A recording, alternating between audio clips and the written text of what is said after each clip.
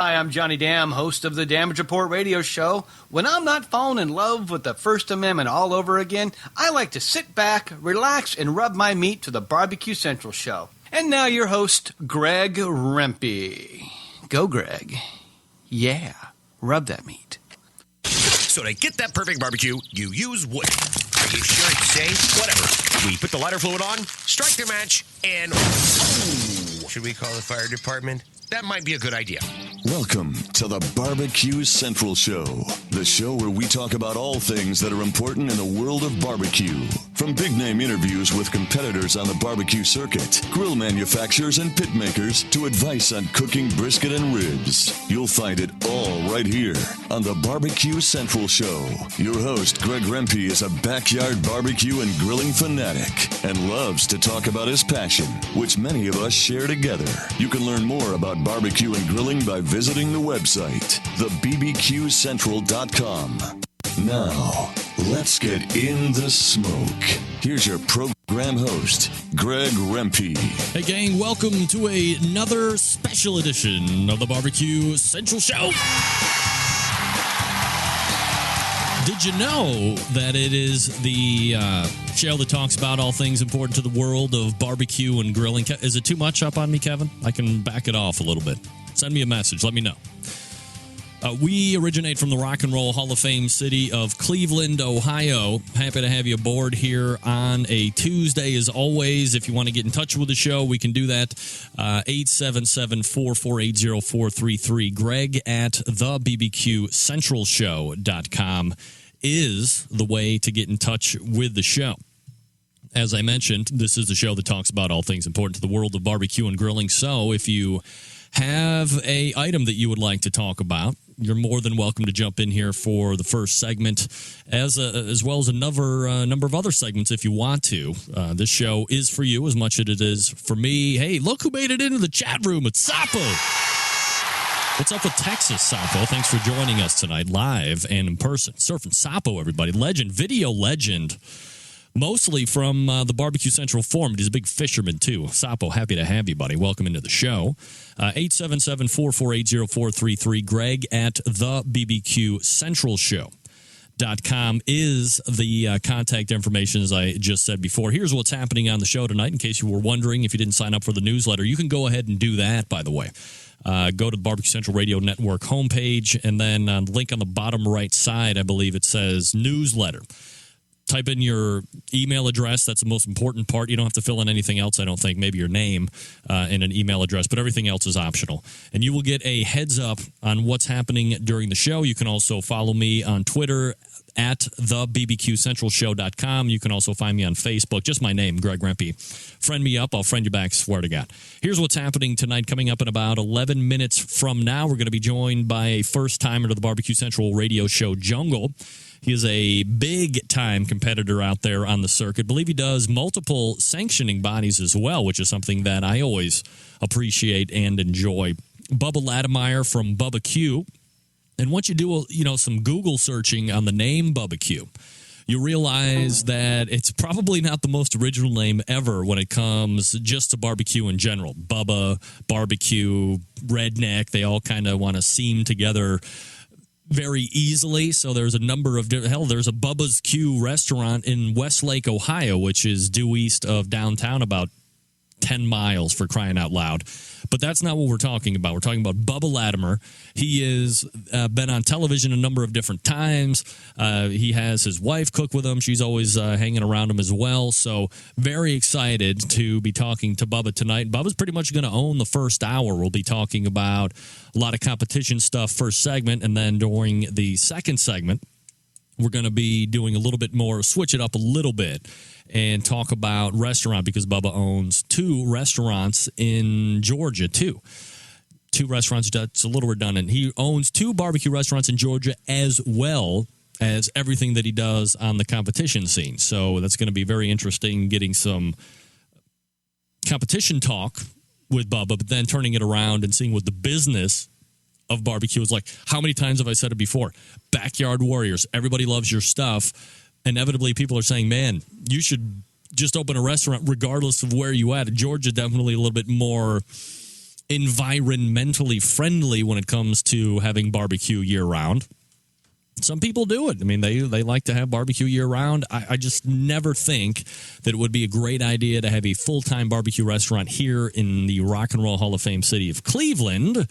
But, I mean, who am I to say what's good, what's bad, and what's ugly? Who do I know? So Bubba Latimer is going to be joining us 14 past the hour, taking us all the way through segments 2 and 3. So look forward to that. Second hour, we're going to be joined by another first-time guest to the show, Mike Pickette. And he is a KCBS judge. He is on a mission, ladies and gentlemen, to become a certified master judge. And in order to be a certified master judge, you have to have judged X number of competitions. I'm sure he'll be able to lay out all the statistics on how you go about getting that certification. But, of course, one of the other mandates is the fact that as a judge of trying to obtain this particular status in the judging stratosphere, you need to cook with a team. So he teamed up with one of my favorite teams out there in the competition scene right now. They've been a guest on here a few times, Hot Grill on Grill Action. That would be all those guys out there, Logan and Scott, Ryan, Chris, I believe. I don't even think there's a Scott on there. Matt, that's who it is. I thought Peter Frampton, and it's Matt Frampton. So I believe I got all four of their names right there. They let Mike cook with them, I think it was 2 weeks ago. So now he's accomplished that portion of getting the certificate of the master judge certification for KCBS. So I thought it would be kind of about time that we have a judge in here who can talk about what it's like in the tent. We talk all the time to competitors here on the circuit about how are you doing this? I mean, basically, it's going to be kind of a unique show in this evening with the fact that I'll be having one of the top competitors out there on the circuit today for the first hour. Then when we turn around second hour around 10 after 10, I'll be talking to a guy who 99% of the time is judging. I don't think he has a competition cooking team. And he is the other side of the proverbial fence. So great, unique, and different perspective that we don't usually get here on the show that we'll be getting here tonight, and that'll be around 10 o'clock or 10 after 10 tonight, an hour from now. So stand by for that. Finishing out strong in the second hour is a semi-recurring guest, Malcom Reed. He is the pitmaster of Killer Hog's competition cooking team. And Malcolm has a great blog. If you have not signed up or headed over to the blog, I believe it's called, it's killerhog.com. But you can, if there should be a link for how to cook. Wait, hold on a damn minute. I know I got it here. What is this called here? It's How to BBQ Right. How to BBQ Right. Great blog. But what's even better is about once a month, or it might be twice a month, Malcolm puts out a newsletter where he just kind of writes down perhaps what's striking him or what he would like to disseminate information-wise to the barbecue public. And if you sign up for it, you get it. It comes right to your inbox. It's great. It's been a number of times where I've looked at his particular email that he sent out, and I was like, damn, that's a great idea. Let's see if Malcolm's doing this coming Tuesday, and this was another one. Basically, we're going to be talking to him about overcooked barbecue, and perhaps more importantly than that, overdone, no texture barbecue, the perfect texture for barbecue, and then how to achieve perfect textured barbecue. So we'll be closing out the strong, getting a little ahead of myself, closing out the show strong with a semi-regular fixture to the show now. Malcom Reed, again, pitmaster of Killer Hogs. So look forward to that. Wanted to mention that I got an email from a listener, Nick, who said that he has a friend. The subject line of this email, revisionist definitions of barbecue. If you listened to the show last week, or if you caught it on podcast at some point after Tuesday, you would realize that I had Meathead Goldwyn from AmazingRibs.com, and towards the end, I was trying to put back in his face or proverbial lap an email that he sent me, and I misread it, but he was kind of tongue-in-cheeking the fact that what a lot of competition barbecue cooks out there are doing now, butter poaching chicken, braising beef and pork, all this other stuff, not the traditionalist barbecue. And of course, Craig made the point many months ago that barbecue is a much bigger umbrella and everything is falling underneath it. which sparked Nick's email to the show called Revisionist Definitions of Barbecue, and it reads as such. I have a friend who puts sauce on freaking hot dogs on the gas grill at 600 degrees. I guess that must be barbecue under that tolerant, all-encompassing definition. I wrote you this before, but I hope the next time one of the proponents of that all-inclusive definition orders barbecue at a restaurant, they get a hot dog. Carmack Justice. Yeah, baby. P.S. Where the hell is Dan? What? No kidding. Where is Dan? Miss Dan. Love Dan. Dan, a fixture to the show there for the early parts of the live show. Dan, shout out to Dan. Where you at, baby? People love Dan. Dan from Wauchula. You know Dan from Wauchula. Anybody? Go back and get the archives of the show if you don't know what I'm talking about. You'll be happy that you did. All right, gang, briefly, let me tell you about the good folks over in Warminster, Pennsylvania. You probably know them by now. I mentioned them as the longest-running sponsor here on the show. That is the Barbecue Guru. And typically I'm talking about their automatic temperature control devices. They are the creators of them, so why wouldn't I talk about it? But I'm not going to do it tonight. I'm just not going to do it. Instead, I'm going to spend the next 2 minutes telling you about the Onyx Oven. Now, the Onyx Oven is a creation, a brainchild of Shotgun Fred, of Barbecue Bob Trudnak, all of these guys out there.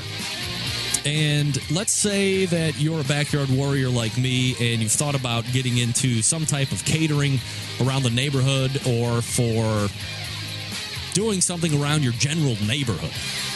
Or perhaps you're a one-team competition Jones and you don't have the ability to pull a huge Jambo pit or close pit or gator pit behind you. You need something that you can multitask with, that is easily movable, can break down easy, lightweight, is put together and tore down in just a matter of moments, but is able to hold a substantial amount of meat and be very, very fuel efficient. Folks, I've just described the Onyx Oven, and you can check it out yourself at the Barbecue Guru website. It's bbqguru.com. The thing is super insulated. It can fit full-size and half-pan catering aluminum pans, which we all love and adore. Of course, you know, since it's made by the Barbecue Guru, the quality is through the roof. It's unbelievable. And, of course, easily adaptable to all or any of the automatic pit temperature control devices that the Barbecue Guru makes. There have been time tests where the Onyx Oven is getting 24, 27, 28 hours on a load of charcoal with that Barbecue Guru attached to it, keeping it at prime operating temperatures. But believe me, the money that you invest up front, you will be getting back 10 and 20 and 50-fold because you are going to be able to break it down and take it wherever you want it. You're going to be able to set it up at catering gigs. You're going to be able to do a lot of meat, which is very important because that's how you get the ROI, baby. You charge it to the customer. And you have the ability to customize it with these automatic pin temperature control devices that the Barbecue Guru invented. So do me a favor. Go to the Barbecue Guru website and check it out for yourself for pricing and all that other fun stuff. bbqguru.com. bbqguru.com.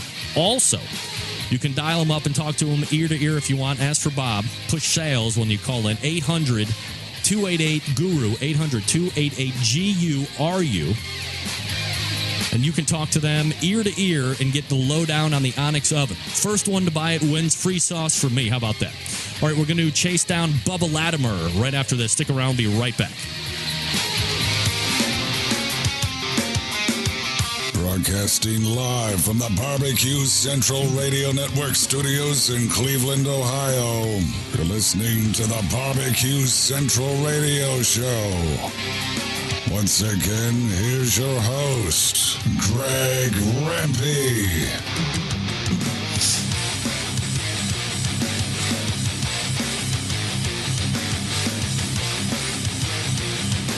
All right, 14 past the hour. Welcome back to the show. I'm your program host, Greg Rempe, 877-448-0433. Number to call, Greg at the BBQ Central Show is the email. Don't forget, coming up in the second hour, we have Mike Pickette, KCBS judge, looking to become a master certified judge. He cooked with Hot Grill on Grill Action a couple weeks ago, so we'll talk to him about that. Also, Malcom Reed is going to be talking about texture of barbecue. But first, as promised, just pop My thing all over the place here. Let me get my questions ready. Joining me now, one of the powerhouse teams on the competition circuit. Currently, they are sitting in the 20th overall position for KCBS Team of the Year. Also own 2 barbecue restaurants. One in Jasper, Georgia, one in Woodstock, Georgia. He is the pit master of Bub-Ba-Q. Bubba Latimer joining me here on the show. Bubba, how are you, buddy? I'm doing fantastic, Greg. How's everybody doing there? Everybody in the Rock and Roll Hall of Fame city is, not to be redundant, rocking and rolling, and we're happy to have you aboard and glad you can make time for us here tonight, Bubba. You were in Marietta, Georgia this past weekend at that Sam's event. You take 4th overall, and you've had a few days away from it now. As you look back over this past weekend, how were you satisfied with the cook? Is you satisfied, not satisfied, happy to continue to move on in that Sam's chase? Where did it shake out for you?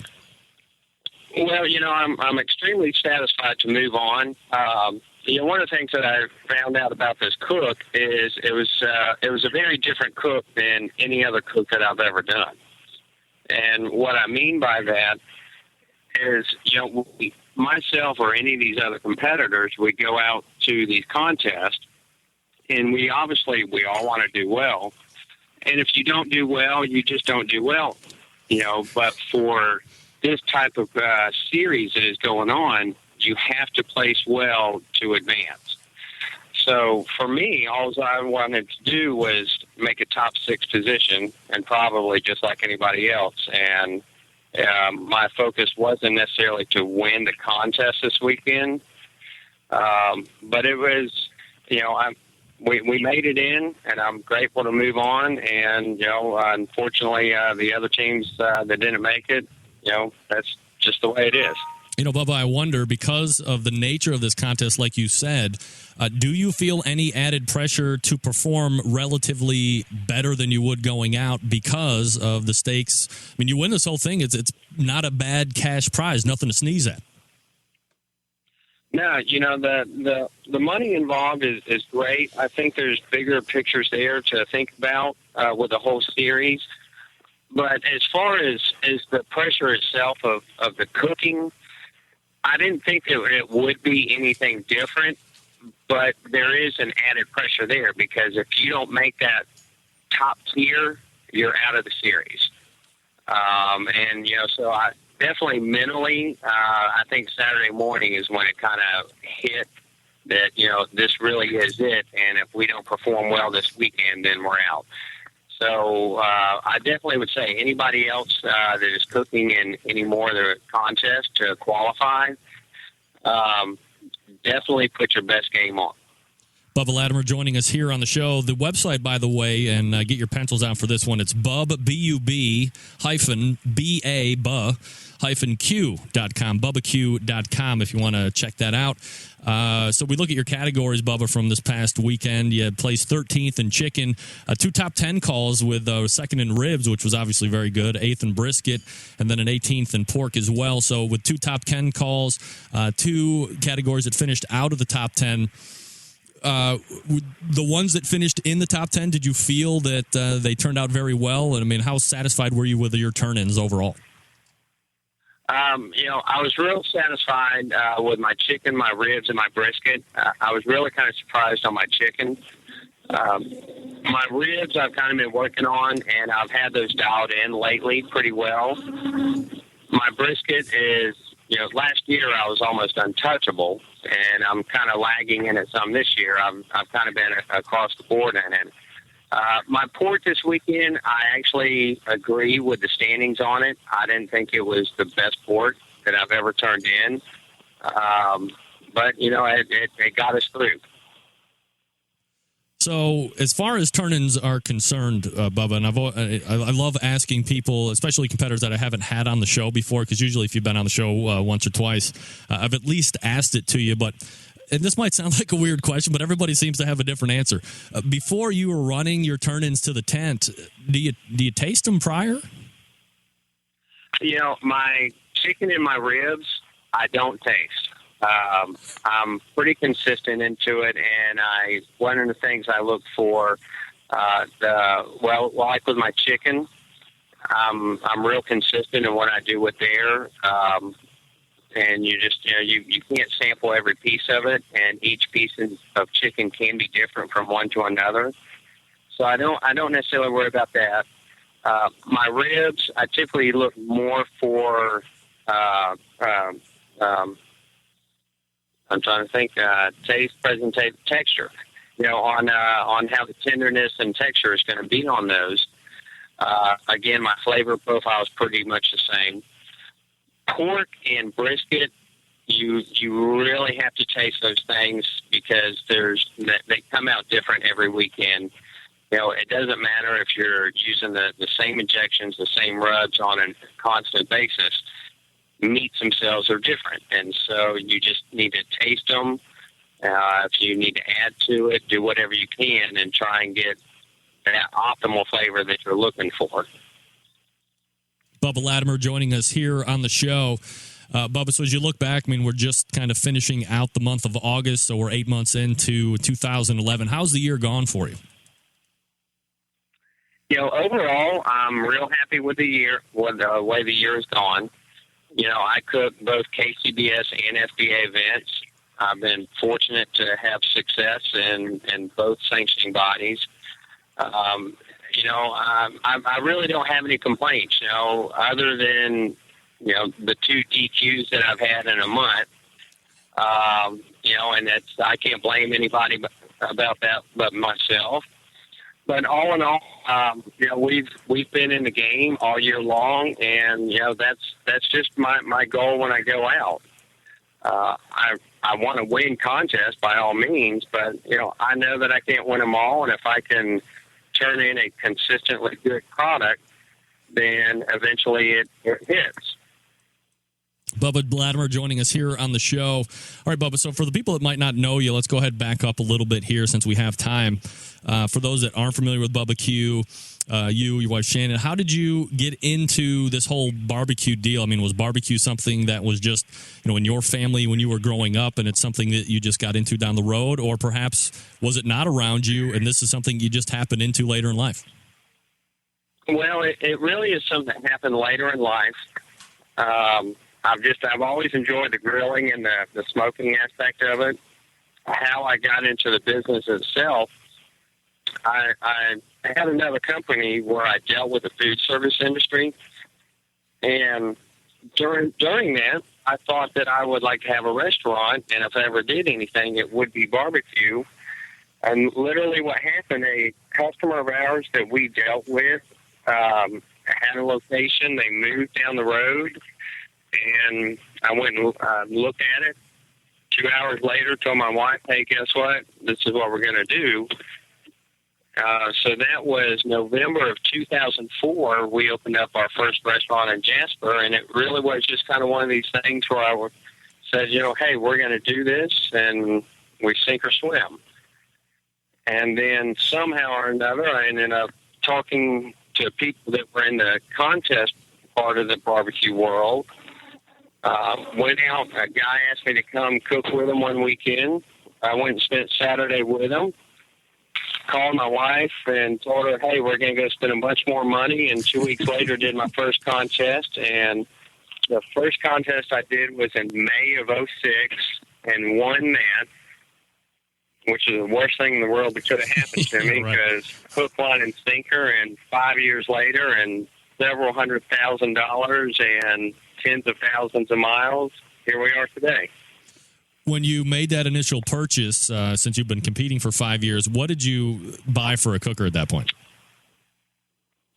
Well, for my competition cooking, I started off with a Lang 84, and I spent about 4 or 5 months running around with tables strapped to the top of my Suburban and my cooker and coolers, and just did our thing. Like anybody else out there, you get into it and you find out what you need, what you don't need. And I remember meeting Ron Montgomery, and one of the comments he had made to me was that people that typically tend to do well have accommodations. And a couple months after that, we got our first trailer and have just moved on from there. All right, so you got into a Lang. What are you using now? I use now. Stumps is the product that I use when I compete, and I'm on my fourth Stumps unit now. I started with a 223, and then I went to an elite model, which they no longer make. Mm-hmm. Then last year I cooked on a Stump stretch, and then up until April of this year, I used that stretch, and then we have now a modified version of his classic. Is that something that you plan on sticking with, those type of vertical or cabinet smokers? I mean, going from a Lang to a Stump's obviously a big departure. You're working with an offset cooker in a Lang, and then to go to a Stump's, more charcoal driven than anything else, with wood chunks probably for smoke flavor. Was that a ability to get rest during a competition as well? Because obviously with a Lang, you're feeding that thing probably every 45 minutes to an hour, depending on what kind of fire you're running. Yeah, that's exactly it. As you really get into the barbecue and you start learning how many different types of pits really are out there, I really like the idea of the insulated gravity feed cookers. And so I went to a contest in Birmingham a few years ago and literally drove over and bought my first Stumps, came back and used it that weekend, and there was definitely a learning curve on it because it is such a different cook from the stick burner to that. But what I found is I like the way that it cooks. It's, environment really don't matter, rain, hail, sleet, snow, any of that. And once you learn how to cook on it and set it up, you can still get some rest. You can produce great products on the product. And at the same time, if you're somebody like myself that is doing, 35 to 40 contests a year, you're not worried about spinning up the entire night, just feeding that thing with the fuel. I'm not one of the hot and fast cookers like some of the other guys out there. So, for me, I found that it works great. They're wonderful pieces of equipment, and, they work great. Bubba Latimer joining us here on the show. The website, by the way, Bub-Ba-Q.com, Bubba-Q.com. Bubba, when you look back on your start, 5 years ago, you went out with some guys and saw what they were doing. You got hooked. What were some of the things that you wish someone would have told you to help your ramp up or learning curve? The biggest thing that I wish I knew in the very beginning, and the biggest piece of advice that I actually give anybody, is keeping things simple. That's the same thing we do with the food at our restaurants, and realistically what I do when I compete. I've done a lot of fancy ingredients. You hear about things, you see things, but ultimately I think barbecue it's a simple product. And if you can focus on that and find flavor profiles that appeal to the masses, that's really what works out best. I've spent a lot of money on different ingredients, and that doesn't mean that you're going to produce that much more of a product. Ultimately sticking to the basics, and you don't have to bring everything from your house out to compete. Keep it to the minimals, have a schedule together, and just run with it. Now, you have a unique dynamic on your team, Bubba, and we probably spend the rest of the segment here talking about it, but your wife is also a part of what you do during the weekend. And I wonder, how does that dynamic work? And perhaps has it ever gotten you two in any type of a bad place or hot water with each other during the competition after things are said and done, results are in? Is there ever any type of animosity or anything like that? I can't imagine, in that type of a pressure situation, having your wife there with you. People could perceive that to be a potentially hazardous situation. You're exactly right on that. there's a lot of times that I do go out and cook by myself, and so I'm very comfortable with that. And when my wife comes along, my wife is very outspoken and opinionated. And so there definitely are times where the heat in the kitchen, so to speak, does get a little more than is at a nice comfort level. But, we know what we're there to do, and we have to find a happy median with whatever's going on. Whatever is happening at that point, that's what it is, and we have to make do with that situation.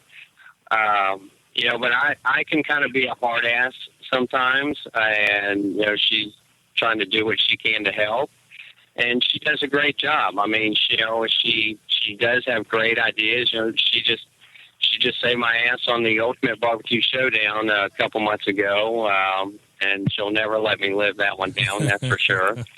But, as much as I do this, it is nice if something's going on to have another voice of opinion or reason to make something happen.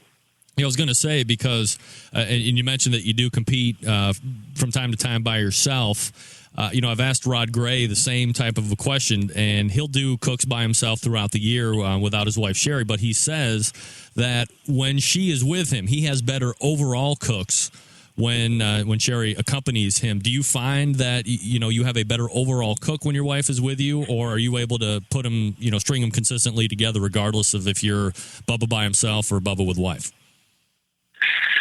I think realistically, overall, it doesn't matter if it is by myself or with her. The one thing that when I am out by myself is I have a very rigorous schedule in how I do something. And I don't have any other variables to get in that way unless something out of my capacity gets them in there. All of a sudden when my wife is there, if she has an opinion about something or has something to say, it may not be something that I thought about, and then I have to think about it. So it's really one half dozen or another. She's been out when we win, she's been out when we lost, and she's had some great advice and sometimes not so great advice, but that's the dynamics of any team, realistically. All right, so, you've been in the game for a little while now, 5 years. You've seen some things come in vogue and then turn around, go right back out of vogue. Do you think there might be some new trends hitting the competition circuit maybe over the next year or so, or do you think it might kind of remain widely unchanged for the better part? I think it'll remain, for the most part, widely unchanged. Now, there are a lot of things that are happening out there and things that are potentials that can happen, just like the Sam series. A huge company, huge exposure that, us to go out and do this barbecue as a sport or hobby or however somebody wants to deem it, anytime anything of this nature comes along, it only betters all of us off. And whether it is you are in competition competing, you have products to sell, you're on the food side of it, any good exposure can only help. Bubba Latimer joining us here on the show, and we're talking about pretty much everything that has to do with competition, especially relating to him. By the way, again, his website, Bub-Ba, and final dash with the letter Q, Bubba-Q.com. There's a lot of other Bubba-Qs out there, so make sure you're searching that one, and we're talking with Mr. Latimer here. So, Bubba, hang back here just for a second while I go ahead and get this spot in for my man. He is a retailer of fine jewelry to the barbecue stars, and I think you know where I'm going with this by now. Look, his name is Stephen DeFranco. He's located right here in downtown, well, it's not downtown Cleveland, but it's Willoughby, historic downtown Willoughby. Head due east outside of town for about 10 minutes or so, and bang, you're right there at the corner of 81 and 94, and he has a great deal going right now. Father's Day, I got my hands on an Accutron watch that is the premier line made by Bulova. And I was like, Wouldn't it be great to know somebody in the jewelry business? I mean, nobody knows anybody in the jewelry business, but guess what? Now we all do. And his name is Stephen DeFranco. You can first visit his website if you go to the Barbecue Central Radio Network's homepage. And you'll click on his banner. That'll bring you right to the Centralite landing page made especially for us because deep down inside, Steve is a barbecue guy. He owns a Good One smoker. He likes to do the backyard stuff just like me. But he does have a day job, and it happens to be nice jewelry and watches. He's a watch freak. So now you can get 30% off an Accutron line watch from Bulova. And if you mention me or Steve in the term barbecue brother, you'll get an additional $50 off the watch. So let's recap. 30% off an Accutron line watch. When you mention my name in the term barbecue brother, you get an additional $50 off. Plus, if you don't live in the greater Cleveland metro area, and who does? I do. He'll ship it to you for free. If it's a gift for a wife, a husband, a same-sex lover, whatever you got, they'll engrave it for free. Also, you'll get free shipping. Doesn't get any better than that, especially when you don't live around here. They'll polish it for free. Free batteries for life.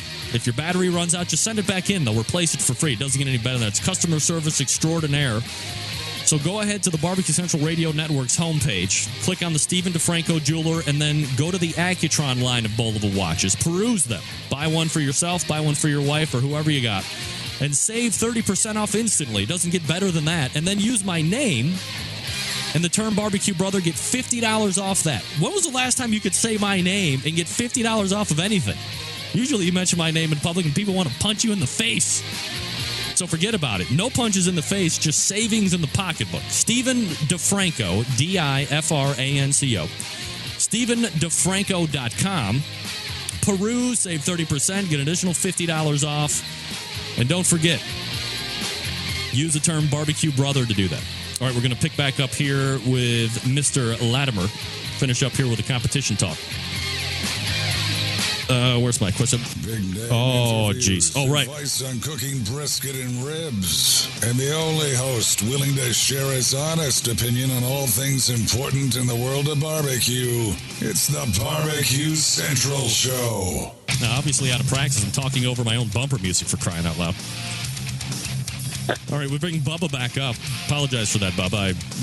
This is only the second week in a row. I had like 3 weeks off, so I'm just kind of getting my gears back together here. One more question about the competition stuff here before we turn it over to the business of barbecue and restaurants. I talk a lot about the show on flavor profiles, and there are a lot of people out there taking classes, learning from people that are winning, kind of copycatting their flavor profiles to a certain degree because they want to win. And now, better than anybody, doing barbecue competitions doesn't happen to be very cheap. So when you're new and you're shucking out $600, $700, $800, $900 to do a competition, depending on where you're going, you want to recoup that. You want to win some categories. You want to win reserve grand champions and grand championships and all that stuff. But there seems to have been like this emergence of barbecue competition cooking classes where people are telling exactly what they're doing and other teams are trying to go out there and apply that exact same things. And perhaps there might be this vanillaing of flavor profiles that's hitting the country.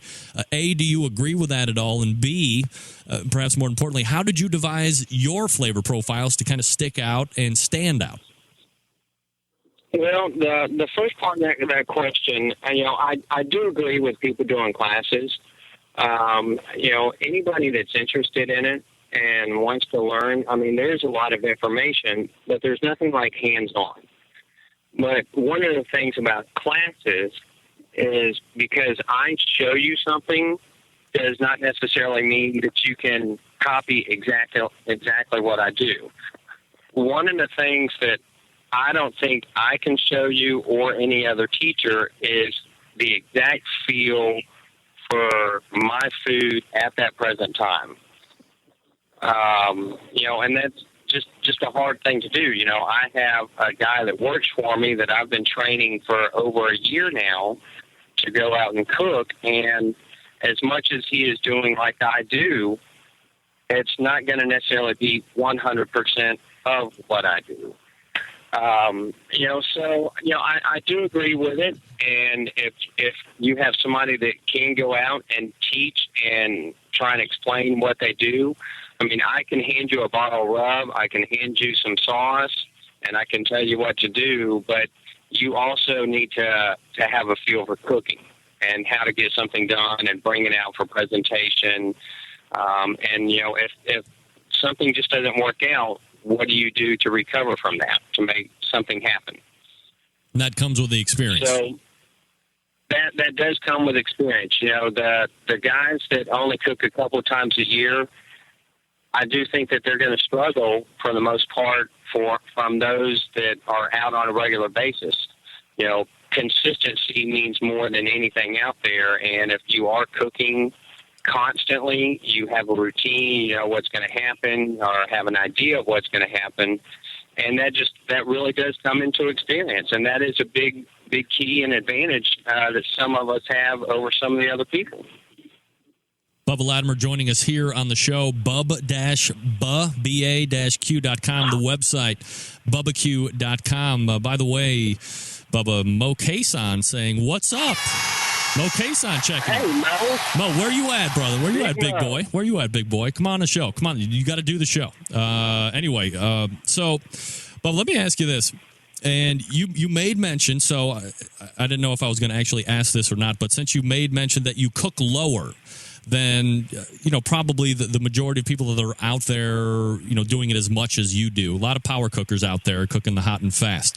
I had a conversation with a gentleman based out of Chicago who runs the Amazing Ribs website, who said that, you know, barbecue is evolving and you can't have this revisionist, or only traditional definition of barbecue, which to me is between 200 to 250 degrees, and it's done with wood smoke and all this stuff. And I made a point to him that I would not be somebody who relents, that I would not be, or I would continue to be a revisionist, and that what the majority of people seem to be doing, or at least we hear about in competition cooking, this the butter poaching of chicken, you know, brisket and pork and ribs at 350, 400 degrees, in my term, is not even barbecue. It's some like bastard version of what we attempt to do out in the backyard. Would you agree or disagree with that?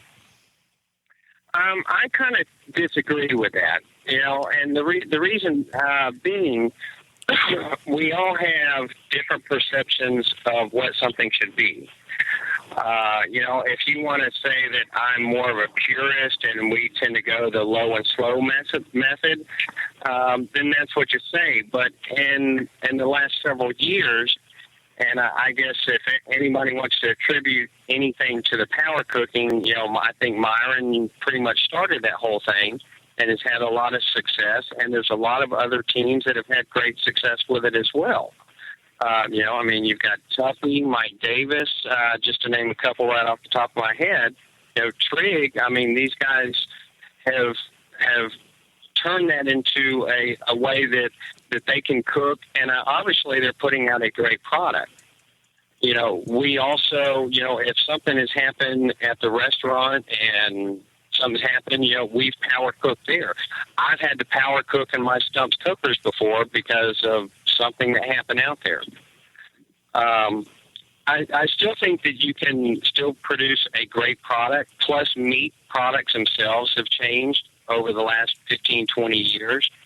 And so you have different contents of fat and the way the texture of meat itself is out there. And, you know, ultimately, however you cook, if the end product is something that you enjoy or the people eating it enjoy, then I don't think that it really matters how it was done. Now, when I say that, I don't agree with cooking something in an oven all day long with liquid smoke and sodium nitrates and all of that and just throwing a bunch of barbecue sauce on it. That's kind of, you know, well, that's just not barbecue in my opinion. You still have to have, you know, wood and smoke and all of that. But the ultimate product is what determines what it is. Bubba Latimer joining us here on the show. All right, Bubba, so we'll transition out of the competition scene and let the restaurant business take over here. And I guess, you know, I find it interesting that you got into the restaurant world first and then kind of did the catering, or then did the competition thing. You know, a lot of people cook it in their backyard. Their friends encourage them. You know, it's so good. Go ahead and start a restaurant, which to me always seems like the worst idea ever because restaurants fail at an incredible rate. So getting into the barbecue restaurant biz, as you said, it was like, this is what we're going to do. It's all or nothing. What were some of those biggest pitfalls that you ran into opening up your first facility? For me, it might have been a little bit different. I had another company where I dealt with food service for a number of years, and I had a lot of friends in it in the food service business. And dealing with restaurants, owners, managers, chefs on a daily basis, I was able to get some inside dealings of how things worked. I also paid attention as a customer of what I like and don't like, and when the opportunity came up, we tried to do that in our location. I would say some of the pitfalls that we really got into is truly understanding how to put out good products on a consistent basis. You've got to learn labor cost, food cost. I mean, there's a lot of things up front that you do need to learn how to know and keep in line. Yeah, I guess, and that was actually my next question. So great segue and a great guest. How do you go about making consistently good barbecue to turn out to the customers? It has to be a challenge. Again, back to keeping things simple. When we opened our restaurants, I took things that I did and tried to emulate that into the restaurant. I also had an advantage that my restaurant, I did not have to depend on for an income because I had another business that did well. So it kind of gave me some lead room to not have to worry about the bottom line and that we have to make money right now and I've got to pay my house note, I got to pay the car and all that. I didn't have those pitfalls that I have to worry about. But in trying to keep a good product out there and put that out, that is a hard part. One of the things that you're always trying to do is guess how much food you're going to have to cook. You can set pars, once you get into business and you have an idea of from week to week what your business is going to be, but you still are guessing what you're going to do. I mean, there's times that we run out of food. There's times that we have too much. And you just have to have procedures and processes in place to try and keep those checks and balances where they need to be. Now, one of the things that I would imagine has to be key, and you said to keep it simple. So, when I think about wanting to open my own barbecue restaurant here in Cleveland, I want to buy like an old Dairy Queen that's just a walk up, and I would cook like pounds of pork and brisket and do maybe some ribs and chicken, but that would be it. So to me, it's like simplicity of menu. So when you were making out the menu, you were just trying to do things that you did well and not get all exotic and offer 50 billion different things? Great restaurants across the country focus on a couple of items. We're a barbecue restaurant, and you have 4 staple items there, the chicken, the ribs, the pork, and the brisket. Now, when we first opened up, we only offered brisket on specials on the weekends from time to time because, where we're located, brisket is just not a big item. And we waited until we had the demand before we made it a regular menu item. But just think of the basics there. You don't have to have everything under the sun. You're not going to be able to please everybody that comes into the doors. The idea is to please the masses or the vast majority of what comes in there and make some money along the way. If we constantly get somebody that will say, well, why don't you do this or why don't you do that? And that's great. But the bottom line is I can't do something and bring in food and have labor and utility cost and all of this for a couple of people. So you just ultimately, back to that keeping things simple, I looked around in our region and what were these kind of basic staple items that you deal with, and that's what we went with. And then as business picks up and progresses, you can expand what you're doing, and you can't be afraid to evolve. Bubba Latimer joining us here on the show, pitmaster of Bub-Ba-Q. The website, bub-ba-q.com. Bubba, how did you determine what cookers you were going to use for the restaurant, and what did you land on? When I did my first restaurant, I was standing in there, and I called a buddy of mine that owns an equipment company, and I told him what I was doing. And I had the idea of doing a Southern Fried or something in there. But since this was something I took a certain amount of money and put it into, that equipment didn't fall in the budget. So what I did is I got online and I started searching around for various pieces of equipment, and I ended up coming back to Lane. And we actually, up until this past December, at our restaurant in Jasper where we started, a Lang 84 was our main cooker. Wow. So we found stuff that would work within our budget. Did the FDA give you trouble for cooking stuff on a wood burner in a commercial area? No, we had requirements that we had to do to have the cooker set up. We had to have it in a screened-in enclosure area and a way to transport food from that area into the restaurant. And what we did is around the back of the restaurant, attached to the building, just made that enclosure. And then as food comes off the cooker into the restaurant, we just had to make sure it was covered. All right, so that's definitely not of the ordinary when you talk to most people doing some type of a barbecue restaurant. Any future plans for other locations, Bubba? Yeah, as a matter of fact, we are looking for a third location. I just looked at a location today that I really, really would like to have and called the property company, and they're writing a lease on it now. I've looked at some other locations in the Atlanta area, and excuse me, for us, when we are able to find the right place and get the right deal, then that's when it happens. I'm not going to break my back trying to go out and do something because, opening up a restaurant is an incredibly expensive venture. Equipment gets expensive real quick, insurance, build-outs, all of this, these things add up really, really fast. So for me, it's just, it has to be right. We have 2 successful locations we're doing great at, and just, when it happens, it happens. I mean, I definitely would love to have a new location tomorrow, but I think if I let emotions get into the way rather than making strong, solid business decisions, then I'm going to get in trouble. So, for right now, we're actually our Woodstock location that we opened up a little over 2 years ago.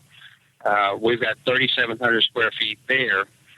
We're actually going to expand that location by another 1,500 square feet. And then, just like I said, whenever the right deal comes along for another one, that's when it happens. All right, so where are you going to be competing at next, Bubba? This weekend, I'm going to be close to home in Kennesaw, Georgia. Then I go on vacation for a couple weeks. I have my other cook, Garrett, is going to Greensboro, North Carolina for another Sam's event. And then September is just crazy. We've got caterings. We've got doubleheader competitions between myself and my other cook, and just moving right along. Any plans to go out to the American Royal this year? I did have plans to go out to the American Royal. And then the other day I noticed that the Open is full, and I haven't signed up. I didn't sign up for that, so I'll be on the waiting list for that. And if we get in, I don't think that I'm going to drive out just for the Invitational. If I'm going to go out, I want to do both events. So if it happens, it happens. If not, we'll put it on next year. All right, there he is. We're talking with Bubba Latimer. Again, the website, bub-ba-q.com, Bubba-Q.com. Go ahead and check that out. Bubba, I appreciate you hanging with me for 2 segments here and breaking down all the competition stuff and then the restaurant stuff as well. Continued success. We'll talk to you soon. Well, thank you very much. And if there's anybody ever that has any questions, by all means, just shoot me an email, look us up on Facebook anyway, and I'll do what I can. All right, Bubba, thanks for coming on tonight. I appreciate it. Thanks, Zach. There he is. It's Bubba. Pulling a 40-minute, 40-second 2-segment Willie. Awesome. 2 Bubbas in a row. That's right. Again, the website, because when I was looking on Instant Chat, I was getting the Westlake, Ohio Bubba-Q.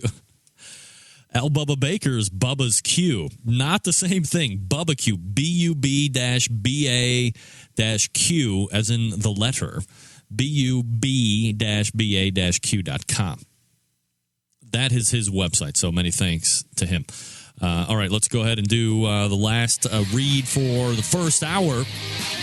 And we're going to talk to you about Fred's Music and barbecue. But now we are morphing names, because morphing names is what it's all about. You got to keep the brand tight. You got to keep the brand succulent. And it doesn't get any better with Fred's Music and Tasty Licks Barbecue Supply Company. Big Mista is in. What's up, Biggs? With Fred's Music and Tasty Licks Barbecue Supply, you get a lot of different things. First and foremost, you get an reputable online retailer. Look, friends and neighbors, what if I told you I had 25.5-inch Weber Smoky Mountain bullet smokers, and I was going to sell them for $5.78 a piece plus $78 in shipping? You'd flip out. It would be the best price ever. Orders would be coming in by the dozens, by the boatloads. Unfortunately, friends on the internet, things can get a little shaky. You know, like porno. What? That's right. What? So, to avoid barbecue porno, you got to deal with an online retailer who is trusted. And that's why you want to go to Fred's Music and Tasty Licks Barbecue Supply Cooking. They have Big Green Eggs. They have Bradley Smokers. They have Weber Cookers and Grills. They have Primo. They also carry pretty much any cooker or grill you want to get your hands on. You can do it. That's right, Chris. Fred is going to start selling Rolex to take on DeFranco. Absolutely. Plus, he's got all of these sauces and rubs through the Tasty Lick line, especially that sweet and tangy secret sauce that I've been telling you about for weeks. And what's great about it, it's got that tang, which my palate is particularly accustomed to. And it does very well in the competition as well as the backyard, but it uses the same spice block that you get in the Smoking Guitar Player's original rub. So when you want to keep things consistent and succulent, you want to use the same flavor profile throughout. When you start with the rub all the way until you finish with the sauce. And that's why you want to use the sweet and tangy sauce and the Smoking Guitar Player's rub, because the spice block is exactly the same. Again, new name, which eventually will just be converting to Tasty Licks Barbecue Supply at some point. But right now it's Fred's Music and Tasty Licks Barbecue Supply Company, and you can find them at either tastylicksbbq.com or you can find them at Fred's Music and BBQ.com. We are going to wrap up the first hour and get ready for the second hour. Stick around. We'll be right back.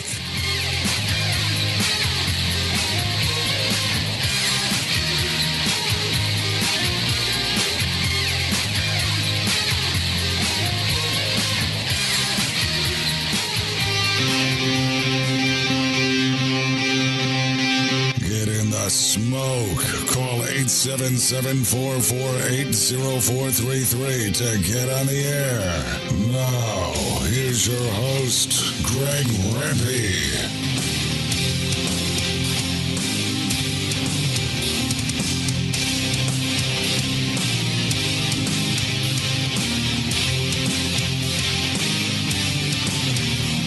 All right, welcome back. People looking on the webcam like, what the hell is he doing? It's a lot easier to sit in the studio than it is to get out of the studio. I should get one of those high pointing cameras. A high pointing camera would be good, I think. Yeah, I think it would be good. Yeah, Chris Payne. All right, so that's my bad right there. So we wrap up with the first hour here. Thanks again for Bubba Latimer, or not even for, but to Bubba Latimer for joining us. It was pretty much the whole first hour that we talked about competition stuff. I could have easily taken probably another 35, 40 minutes with him. But, hey, that's what the good part of the whole deal is here. You have a good guest, which Bubba was. He shared a lot of great information, and he talked with passion and enthusiasm. And since we ran out of time with him, we are definitely able to reload him at some point in the future, probably sooner than later. So hopefully you liked all of the items that Bubba had to share. Look, I've often wondered what it would be like to start my own barbecue restaurant. I think I would absolutely love to do it. And then I think about all the work that would have to go into it and the fact that it more than likely would fail. And then I'm not so excited to do it at all. So what can I tell you? All right, we're going to reload here for the second hour. We're going to do a quick deck chef, and then we'll come back. What is going on in the second hour, you ask? How about Mike Pickette coming up in about 10 minutes from now, talking about getting his master's certification for the Kansas City Barbecue Society and the judging stuff. And then Malcom Reed will close out the second hour of the show, so stick around through that. Kent Whitaker coming up next. For a new twist on a great recipe? Are you looking for something else to do at the grill or to impress your friends when you're tailgating? Or you just want a fantastic recipe in the kitchen? Here's some good ideas that are quick and easy that's going to add a little bit of culinary flavor to everyday dishes. I'm Kent Whitaker, and join me after these messages. Hey everyone, cookbook author and award-winning barbecue guru and homestyle chef Kent Whitaker here. You know, one thing I've learned over the years is that homestyle cooking can't be beat. So if you need a great cookbook that's easy to follow and is similar to having a great conversation on the front porch with family and friends, then pick up one of my books at your favorite bookstore. Sheila Simmons and I are crossing the country in search of great recipes, from Texas to Georgia, from Tennessee to Alaska. So just ask for one of my cookbooks at your favorite bookstore, or visit me online at thedeckchef.com. I'm Kent Whitaker, the Deck Chef. I'll see you at the dinner table.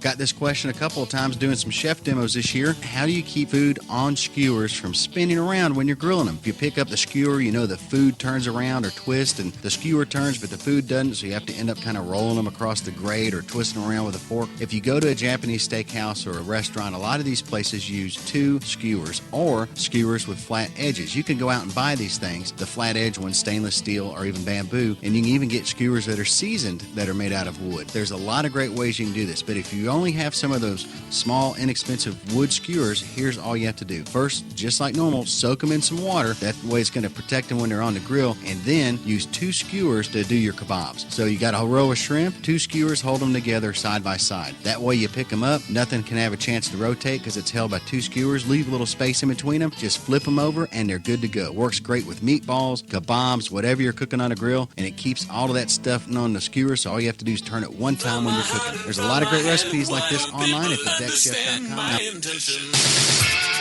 Happy to have you aboard here for the Really Big Barbecue Show.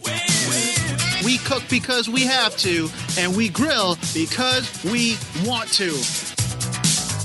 Fine, how's it going? You have a great show. I'm a big fan. So what seems to be the problem here? This man looks like he's dead, and he's in the crackle. Charbono! It's all about the charbono, dude! Succulent fish! What? He ate 54 wieners. But listen, Lavernius, shake your face. I'm shaking like a dog shit peach seeds. You could use it to fight off creeping marauders looking to take your steaks off your grills. I just like being anywhere with Junior, Senior, and Diva. Sounds like a whole other type of movie. Wow. Yeah, really. Keep it hot, keep it clean, keep it lubricated. We have top men working on it right now. Top men. Hey, just like that, we're into the second hour. Hey-o. Hey-o. Thanks again to Bubba Latimer for joining me last hour for the second and third segments. We talked at length about the Marietta, Georgia competition, which he took place in. And he finished 4th overall, so top 6 go on to the next level. So he'll be moving on. He's going to be in Kennesaw, Georgia this coming weekend, and he was, at this point, unsure. No, Don G, I don't forget. I've got it all taken care of, buddy. I said I got it all taken care of. What? I said I all have it taken care of. He's undecided at the moment if he will be going to the American Royal, much like myself, undecided at the moment.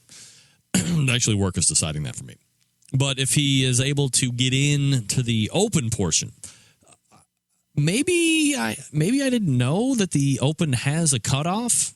I mean, doesn't that really kind of contradict the whole Open? I mean, if it's open, but it's only open to a few, shouldn't it be called the American Royal Limited? So you have the Invitational, which is highly hard. Wow, highly hard. What? And then you have the Limited. I mean, the Open, you should be, if 1,000 people show up, man, 1,000 people get in. It's the Open. If 10,000 people show up, 10,000 people get in. I mean, what the hell? What's one more team? You telling me you got over 500 teams? One more team is now you have to get on a waiting list. Make more room. Plow down trees, knock down buildings. The biggest moneymaker that town sees all year, I have to imagine. You're not going to let one more team in? Bubba, you can come up to my house in Cleveland. You can cook for me, and I swear to God, you'll come out with grand championship honors. That's right, bitch. Do it. All right. So in about 4 minutes from now, we're going to be talking with Mike Pickette. And then we have Malcom Reed joining us towards the bottom, more left bottom side of the hour to close us out strong when we talk about texture of barbecue, which I think that is going to be a great whole thing. Believe me. Yeah, I'm still stuck on the fact that the Open has a limit. I don't get it. Call me crazy. I wanted to follow up on the thought that I had, and I asked Bubba about this. But when I was talking with Craig he would kill me if I said that. Meathead Goldwyn from AmazingRibs.com, and we were talking about butter poaching chicken. Let me get from the people that are competing out there in the instant chat so you can give me some type of instant feedback. And if you're listening to this in podcast fashion later on in the week and you want to weigh in with an email, you can do that. Greg at thebbqcentralshow.com. I will maintain that what is happening in the majority of competitions out there in the barbecue scene right now is not, my friends, is not barbecue. It's not. These are people out there that like barbecue. They like being around people. They like cooking with fire. But it goes against the very grain of the definition of barbecue. It is somehow morphed into an over-the-top, a butter poaching, a braising, all of this stuff that has taken away from low and slow, wood smoke, the standard line. This is if you're going to move away from it, then we need to decipher. I like to put things in sections. Okay? I want to put something here. Everything has its box for me. I'm OCD. That's just me. And again, this is my opinion. Bubba disagreed with me, and he's wrong, but I'm right. So if we're going to, maybe we should call it barbecue is barbecue, but then we need to make its own semi-classification called competition-style barbecue. So that way you know that something is different. I will go back to the fact that when Ryan, yeah, I said Pickett. I didn't say Prickett. I swear to God, I didn't say Prickett. Listen up. Get that big stuff out of here. Ryan, not a good way to get back on the show, friend. Not a good way to get back on the show. Take some notes from Logan and stay down. Keep your head down. Keep moving. Stay down, keep moving. I will maintain that the majority of people, if you go back to my archives, which can be found on iTunes, which can be found at the BBQCentralRadioShow.com or the BBQCentralShow.com, and you go back and listen, I ask a lot of the top teams in the competition industry, would you eat your own barbecue? Is the barbecue that you make on the circuit what you would make at home? And the majority would say no. They're cooking the food over the top, but I understand why. Judge is only taking a bite here or a bite there, and you need to leave that lasting impression on their mouth, which is exactly why you have to cook it differently and why you're using all of these over-the-top flavor profiles and all this other crap. Maybe it's just a never-ending argument that I could sit here and tell you about all day long, and people are going to agree, people aren't going to disagree, and I understand that, I'm talking to perhaps more of the more notable and visible people on the circuit, and indeed, the majority of people might not even be cooking that way, but that's what you hear about when you hear the people that are winning and you talk to them about how they're doing it. A lot of them are powering it. A lot of them are poaching it in butter.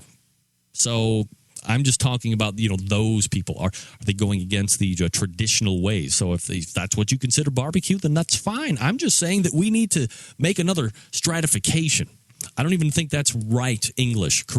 We just made to make it like another sub-description of what it is. There's barbecue, which we all know and love. Then there's competition-style barbecue. You can open a restaurant and say competition-style barbecue for all I care. All right, enough with that. Let's go ahead and race over to the hotline and take on a very interesting conversation with Mike Pickette, first-timer to the Barbecue Central radio show, Jungle. Mike, how are you, buddy? Good. How are you? I'm doing absolutely fabulous, Mike. Thanks for joining me. I'm getting into a fist fight with Ryan Ames. It's Pickette, right? It's Pickette, yeah. All right. Well, I said Prickett, but I swear to God I didn't say that. So once again, Ryan, I'm right. You're wrong. Again, not a good way to get on the show by insulting the host. Never a good way. Mike, for the people that don't know you, and no offense, but obviously a lot of people aren't going to know you because you're one of those people in the tent the majority of the time. A little background about yourself, why you like barbecue, kind of how you get into it, all that good stuff.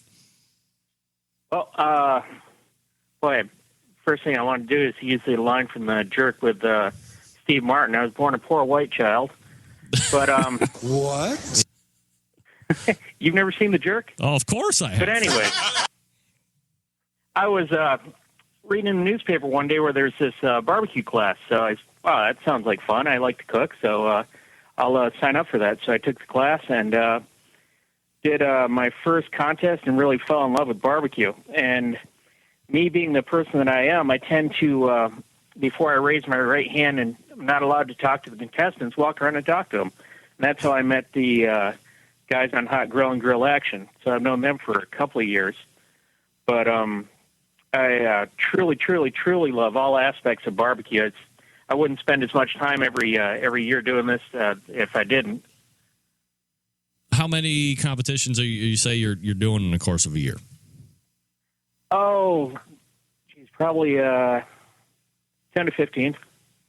All right, so a decent number. When you originally started, were you like, wow, I want to do as many as possible? Or is it something that you grew into this amount during the course of the year? Well, I grew into it because my son, Dylan, who's 10, we like to pick out places we've never been to and go there and do the competition as well. So that's how I ended up going to Vermilion, South Dakota, and Huron, South Dakota, both of which were fun barbecues, and we saw places we'd never seen before.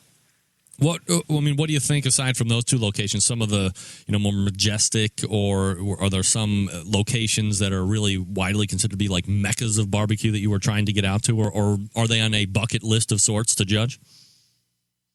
I haven't really gotten a bucket list yet. Right now, it's just places in the somewhere between 600, I guess around 600 miles from Omaha is where I don't want to drive much farther than that. I would never want to drive 600 miles to go anywhere. I don't think I've been to a majestic one yet. The Dakotas aren't majestic? Well, it was during the flood, so there was a whole bunch of water. Oh, well. Indeed, we're talking with Mike Pickette. Mike, so you are a certified barbecue judge, and the reason I want to have you on tonight is because you are going, is it for like a master barbecue judge, or what's the title you're shooting for right now? Master Certified Barbecue Judge. All right, so give us the textbook discernings between a certified barbecue judge and a master certified barbecue judge. Well, for the master certification, you have to judge 30 events. No more than 10 of them can be table captain. And you have to cook with one cook team at a contest. All right, and as far as table captains are concerned, for the people that aren't aware of like how barbecue competitions are done and all that, it's turned in, it's all blind boxing, and then you have table captains. So what is the purpose of a table captain? What do they do?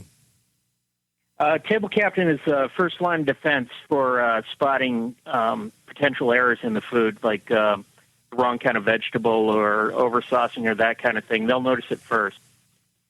So what would be a wrong what's a wrong kind of vegetable? If garnish is optional in KCBS, what would be a wrong kind of garnish or vegetable? Red tip lettuce. So why is that being singled out? Why are we being racial against red tipped lettuce? I don't think it's racial so much as just outright discrimination. Well, right. I mean, it's almost the same thing. Well, the way I understand this, when KCBS first started, they had to have some sort of rules. So I think where they kind of chose to do some of the rules, in particular with garnish, was, well, we're only going to allow these certain things. So that way, when they present, they have to follow the rules. They don't follow the rules, they get dinged. All right, so when you were going through your certification of becoming a barbecue judge, you take the class, you pay the, $60 or whatever, and you get your first year of membership to KCBS, and you get the bullshit and all that happy horse crap. How was the class presented to you? What did you take away from it? I'm not sure how to answer that. I think the thing I took away from it most was it was going to be really hard to do.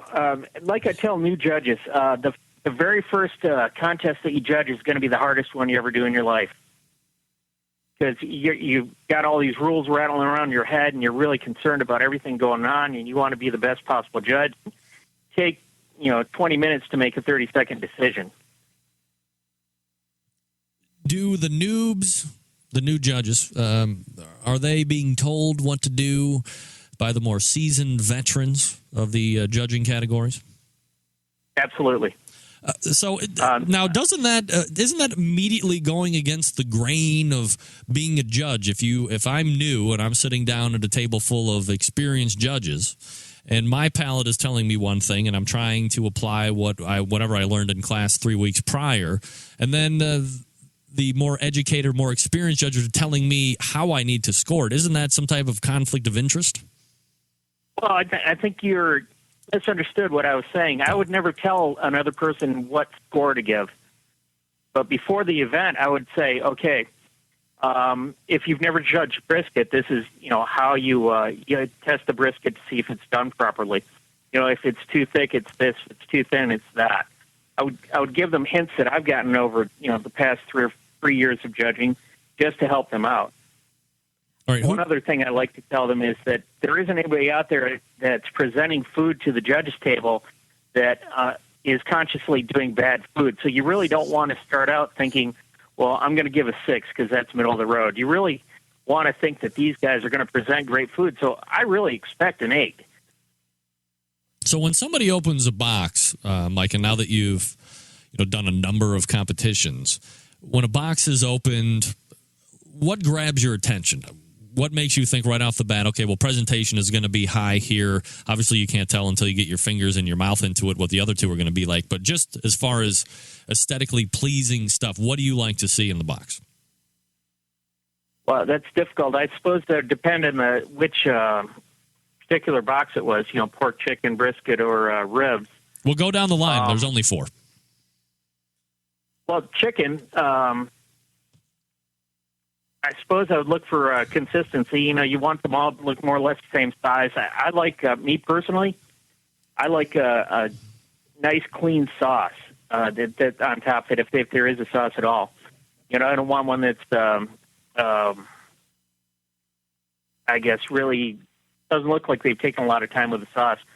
I think I was in Lincoln at a barbecue, and the appearance of the chicken was just something. It looked awful. It was kind of gray and flecky, but unfortunately, the taste and texture were just amazing. Ribs, same kind of thing. I mean, you want them to it'd be a nice meaty rib, something that looks good. They've taken some time to put it in the box. I mean, I really learned a lot about presentation from watching Ryan when I cooked with them. Learned how not to do it?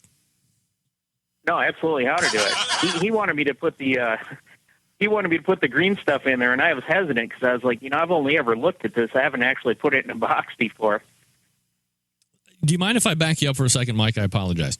Sure. When we were talking about presentation for chicken, let me run a hypothetical for you. Let's say we're sitting down at the table, and I'm the captain is the guy that's going to show you everything, right? They pass it around and show everybody. Okay, look at it. So I open it up, and boom, it's chicken breast.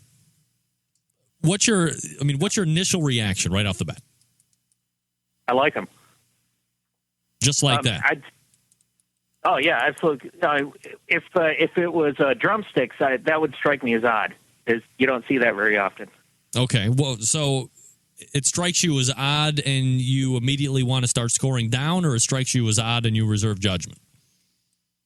Just strikes me as odd, and I reserve judgment. Give me a percentage, Mike, on judges, just in your opinion. This is, we're all just, had throwing our own opinions out there. But if something were to happen like that, where you got a bunch of thighs, I'm sorry, not thighs, but a bunch of drumsticks in a box, do you think that there are a good portion of judges out there that see non-thighs and start to go right down in the scoring? Oh, I would think around here, the people that I generally judge with, I would say not. We tend to judge about the same. What do you think, just in an overall sense? Overall, I would. And I can't really speak for everybody, so I'm probably going to get dinged for saying this. No, that's all right. People probably look at that, see something that's not the norm, and mark it down one. There was just another great follow-up question I was just going to ask you. So people are expecting thighs, and if you get something else, and then they end up tasting good, everything in your eyes is now justified. They've gone, because to me it seems like the more people I talk to just on the competition side, there seems to be a lot of similarity of stuff, but there doesn't seem to be that one of those guys wants to take that big leap out to stand out from the crowd. There seems to be like, well, if I go too far outside the box, that might actually hurt than help me. Do you think that is kind of a valid statement to make? I would say absolutely. For example, I like a little bit of fruit in the sauce, like an apricot sauce I love, but other judges don't care for that. And apricot sauce not being the norm, somebody took the chance. 1 in 6, would mark normal or up, and the other 5 would mark down. Gotcha. All right, so let's go ahead and move to the ribs. How do you prefer a certain kind? Do you like the back ribs? Do you like the spare ribs, or does it not matter what you see? In all of these, I don't want to be that particular when I look at it. What I want to look at is what the guy is presenting to me, not what I want to eat. Mm-hmm. So whatever they present to me, I'm really going to try to judge by appearance that, wow, that looks really good no matter what that is. Or that looks really average, no matter what that is. Do you see a lot? What's your percentage of what you see? Do you see a lot of spare ribs? Do you see an even mix between spares and backs, or is it more backs? Mostly spare. Just in a personal preference, if you were going to make barbecue in your backyard, would you rather eat spare ribs or baby back ribs? Yeah, I like spare ribs. I got a big green egg for my birthday, and that was the first thing I tried on it.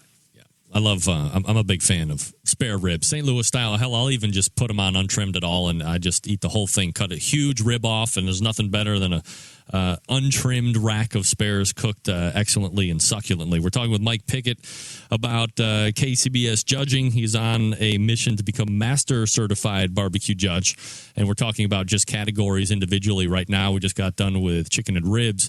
So if we move on to pork, what do you like to, what do they tell you to look for in class when you open up the box? Because there's obviously a lot of people are doing, like pulled and chopped and mixing it up with bigger pieces and smaller pieces and some shredded underneath like a basket. It has to really run a gamut of what you see at a competition.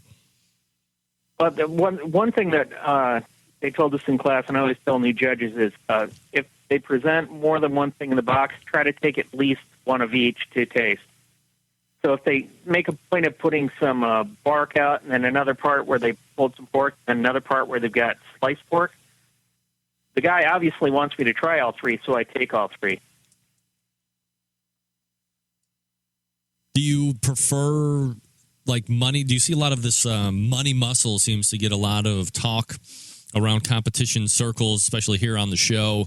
You know, you're cutting that. I mean, are people looking for that in the box? Do judges want to see money muscle, or are they really just looking to see what's in the box? Looking to see what's in the box. The problem with this category is sometimes people put pork in there that probably tastes great, but there's not a lot of color to it. It's just kind of there in a big mound, and I don't really find that appealing. Is a lot of the sauce porked? Okay, let me try that again. Is a lot of the pork sauced, or do you see it kind of like laced with some type of a pork au jus? I don't think I've ever seen au jus. You mean actually with a sauce included? I mean, with a juice included? Yeah, like maybe where they, I mean, at least like when I cook my pork butts, when I finish them, I have them in like half pans. So I'll dump it into one of those fat strainers, and then I'll pour out, I guess what is the leaner portion of like pork gravy. And I know it's kind of popular, at least with some teams in the brisket side, to maybe mix your sauce with some of the juice from the beef. But I didn't know if you saw anybody doing that with the pork as well. Not that I've noticed. Anything that you think? Although I'll start looking from now on. Do you think that would catch on? Is that what's going to set the next team ablaze? That's going to set the next trend in the competition circuit? If we'd add flavor, absolutely. So what do you, out of all of the competitions that you've seen, what do you see recurring? What's the flavor profiles that you see? Is sweet with a little bit of heat seem to be still the recurring flavor profile that seems to be winning the majority of the time? Yeah, I would agree with that. Do you have do you have a particular flavor profile that you like to taste when you're judging? Well, like I said, I like the apricot sauce. I like a mustard sauce too, like down in Georgia, but we don't get that much here. All right, so turning to more of the master certification process. You kind of spelled out what you had to do as far as numbers of competitions and what you weren't allowed to do. But you said you also had to cook with a team, and you were able to hook on with the guys over at Hot Grill on Grill Action, and you did that, I think it was like a week or 2 weeks ago. So coming out of the tent and, latching on and being on the other side of the fence, kind of break down that whole weekend for us, what it was like to be part of a cooking team versus being in the tent tasting and picking a winner. Well, first of all, huge credit to those guys.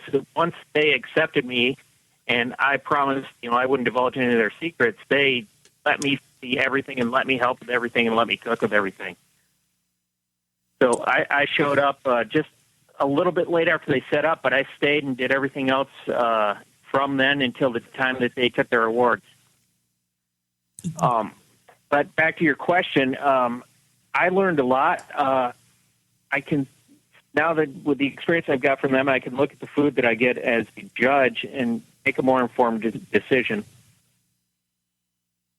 Did you, after being with them and seeing the process and all that other stuff, did you find that there were things that you weren't looking for that you are now going to be able to decipher, or did it broaden your judging perspective for future competitions? Well, I think what it gave me was I understand what I'm looking at now. I knew what caused these things, but now that I see how they cook them and what was added or done to them to give these effects, it makes a big difference. Do little subtle changes in adding this flavor or that flavor seem to make that big of a difference when they make it over to your judging table between teams? I'm not sure I understand that question. Yeah, it's probably a shitty question. I apologize. It might be my brain. No, I doubt it. It's usually the question. When you are so when you come back out, when you're cooking with these guys, and I imagine they let you go ahead and taste the food before they actually turn it in. Yeah, actually, it's a requirement. That was one of the things I had to do was act as a judge when before we turned in the food. So let me ask you: are they trying to like muscle you for how you're tasting it as a judge? Like, what are you going to score this when you taste it? Were they trying to use you as like a ringer for a taster? Yeah. And how did that work out? I was happy to do that. There was one new guy who's his first competition as a cook, and I went over and gave him a lot of advice on my experience as a judge. Sum it up. What do you think how was it to come back from the other side and actually work with a team? Oh, I loved it. I want to go back and do it again. Does it inspire you enough to actually get out there and cook some competitions versus just judging them? Well, let me put it this way. I'm seriously thinking about buying a truck so I'll have something to put a rig in front of. Let me ask you this. How many flabongos do you have? I have two. Two? Oh, man, two more than I got. All right, so you're definitely halfway there to have your camp set up. So let's turn the table on these cooks, Mike. And we're talking with Mike Pickette, who is looking to become a master certified barbecue judge. Is there like a time frame when you think that you'll have that all squared away, Mike, when you'll be master certified? I'm thinking next June. Next June? Okay, so a little less than a year from now. I talk with these competition cooks all the time, and I don't want to say that they're bad-mouthing the judges, but a lot of them seem to find discrepancy in how they're evaluating food. And when I'm here, it's this way. When I'm over here, it's this way. I understand different regions have just different places. If you go to Carolinas, it's going to be one way, and when you're out in Kansas City, it's going to be another way, and when you're out in California, it's going to be a different way. But the idea, at least from what I understand from Kansas City Barbecue Society, is, you form this place, you go out and you teach how these people should be tasting food and what the texture should be like, and give them all of this training to be able to give you is even a playing field from the very north portions of Washington State all the way down to the very southern tip of Florida and the Keys. And if you have competitions in either of those places, you should have the ability to get the same type of scoring. Now, obviously, there's going to be some type of discrepancy, within there. So as we turn it around, do you think that in order to perhaps cook a KCBS competition, you should be required to go into the judging tent and become a judge, or at least take the training of a judge? I think if you want to do it right, I don't think it should be required, but I think if you want to do it right, you should judge probably 5 contests so you have a little bit of experience as a judge. Judging one contest gives you a vague idea, but judging 5 will give you a good idea. And back to what you were saying about the randomness of the scores, most of the times, as a table captain, I see that the scores are right where they should be. If one guy judges 7, everybody will be around that 7 range. Having said that, you get these weird tables where they're all over the place and there's nothing you can do about it. What do you chalk that up to? Is it just that? It's just random? Yeah, I think it's just random. Like if you get one guy who just refuses to judge the way you're supposed to judge on a table with a brand new guy, along with a guy who's on cold medicine or something, you just get a weird table.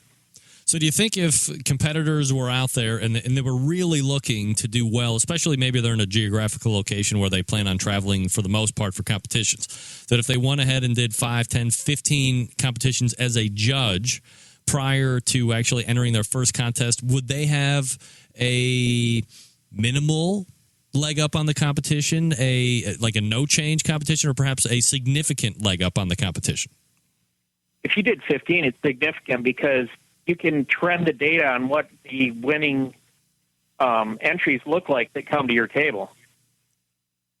That's why I was saying you should do at least 5, because you can kind of trend the data. If you do 1, you only ever see one set of chicken, one set of ribs. If you do 15, you can average that out on what looks good and what is being considered winner, and you can take that back and cook it. So with all of the competitions that are taking place out there during the weekend, especially in these kind of months, the spring, summertime, fall months, and you see the teams that are out there on the top of, top 10 teams in Kansas City Barbecue Society, top 20 for that reason. Do you find it very impressive that these teams seem to just consistently go in and hit a mark, and maybe they don't win every time or even finish in the top 2 or 3, but top 10 no matter where they go? I mean, is that impressive to you, or do you come to expect that from those teams because of how well they've done in the past? No, it's impressive. Like I said, you sometimes get weird tables, and if you can get past weird tables and still end up in the top 10, more power to you. Talking with Mike Pickette. He is looking to become a master certified barbecue judge with KCBS, and he hopes to have that all completed by next June. So, when you were spending time with Hot Grill on Grill Action as you were cooking through, what were some of the highlights of that time during the weekend that you'd like to share with us? Well, Logan made me do People's Choice wearing Speedos. I didn't care for that. No, I'm kidding about that. Actually, wait, watch out. Choice. No Speedos allowed. Well, it wasn't the Speedo. I had to stuff it with a Flabango. Oh, watch out. But for the People's Choice, it's in particular the chicken, they gave me a lot of control over it. They, what rub went on it, what kind of sauce. I actually kind of invented the sauce there. And I was the one that, for the most part, stood in front of the table and handed out food during People's Choice. So that was a lot of fun. And how did you guys finish overall? Let me see. For People's Choice, chicken got second. Nice. For the actual competition, I believe the pork got first, and I forget the rest. How did you finish overall? 7, I think. All right. So that's top 10 for sure. So, you didn't hurt the team. You probably helped them quite a bit, Mike. Well, yeah, it was. Like I said, I was the good-looking guy for People's Choice, so that had to help. Yeah, absolutely. We're talking with Mike Pickette. Mike, before I let you go, anything you want to promote or talk about that you have coming up? One thing I would like to say is I mentioned my son Dylan earlier. He's 10 years old. He's actually taken the KCBS course, so he's a certified judge that can't judge, but he loves going to these things, and I'm glad I'm able to take him with me. Yeah, it's definitely got to be something fun to be able to share with your son and kind of tool around and hit those spots. So something that he thinks he's going to be carrying on in the future. Was he got aspirations of competing, perhaps? Oh, absolutely. We've already got a name for a team. I'm thinking next summer we're going to actually start competing. Do you want to drop the team name? Do you want to give us an exclusive here on the show? Smoke in the Wind. Yeah! Great name. Stick with that name. That one has great karma written all over it.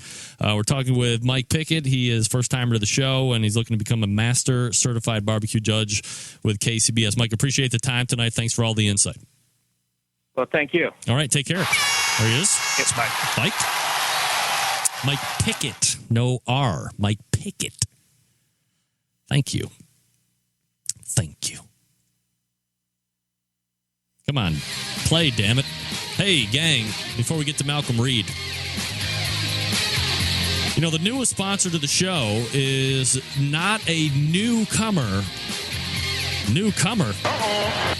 When it comes to the world of competition barbecue.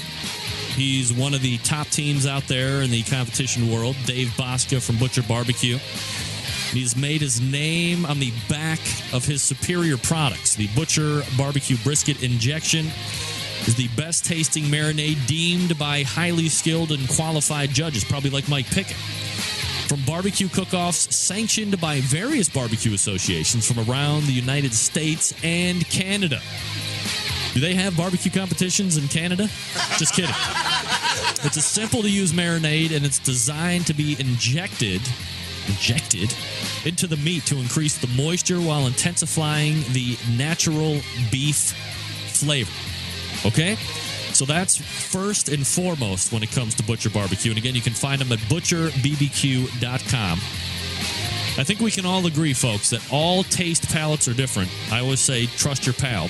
So strengthen to your taste. Dave recommends starting with 3/4 cup of marinade to 2 cups water. Other options, you can split half water with beer. That's my choice. You can also use apple juice. You can use cola or beef broth. And then go ahead and start injecting like you know you want to do. Do them like in quadrants. Be careful. Don't bust through the backside of that meat with your needle. Also, they have a very brand new item that I've been telling you about here for the last couple of weeks called Grill. It's a revolutionary product hitting the market. It's going to turn the world upside down on its barbecue ear. This is a product that can flavor many different types of meat with some easy-to-follow applications. One way is through marinating. You've heard of marinating, right? You place your meat in a container and cover enough grill liquid to cover the product for like 2 to 4 hours. Hell, do it overnight. I don't care. Also, a quicker way is just to inject it, right? You take the grill, put it in your syringe, and then you inject it right into the meat with that grill and let it sit for about 30 to 60 minutes, and it's ready for the grill or smoker. For a full flavor boost, why not break out of that box, throw caution to the wind, and use both methods. One item that can do both. For brining, mix a half a cup grill with 8 cups of liquid. For injecting, mix an eighth of a cup to a quarter of a cup of grill to 2 cups of liquid. Grill is highly recommended for chicken, but after tasting it, you realize it can be used on ribs and steak and chops, all the good stuff. It will give you the moisture expected while adding a great flavor. 2 pounds for $25.50. You can get all of the products, the injections, this grill marinade, the rubs and sauces. ButcherBBQ.com is the website to go to. ButcherBBQ.com. All right, stand by. We're going to be back with Malcom Reed right after this.